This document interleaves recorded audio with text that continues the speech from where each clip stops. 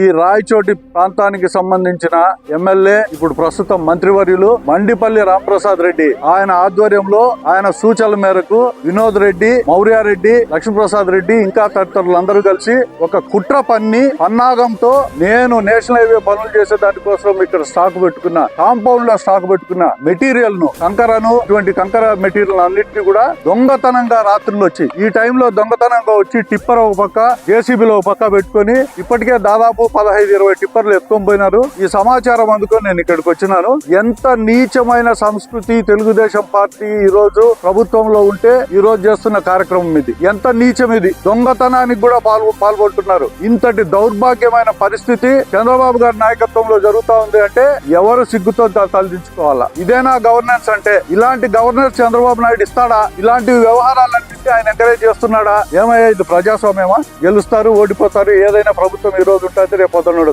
ఏ మొక్కలో దాంకున్నా భవిష్యత్తులో బయటికి తీసుకొచ్చి ఏం చేయాలన్నా ఎన్ని చేస్తాం. వీళ్ళందరూ మాకు ప్రభుత్వం వస్తుంది, మేము అధికారంలోకి వస్తాము, ఇలా కథ ఏందో తేల్చేస్తాం. అంత సులభంగా ఎవరిని వదిలిపెట్టే సమస్య లేదు. ఇక్కడ ఎవడు గాజులు చేతులు దొడుకొని లేడు. తమాషా అంటారు, దొంగగా ఎత్తబోతారా? ఎత్తబోండి. మీకు ఎవరు రక్షణ ఇస్తారో వాళ్ళని కూడా పిలుచుకొచ్చుకొని వాళ్ళ సమక్షంలోనే అంతా ఎత్తుకోబోదు. ఇబ్బంది ఏం లేదు నాకు.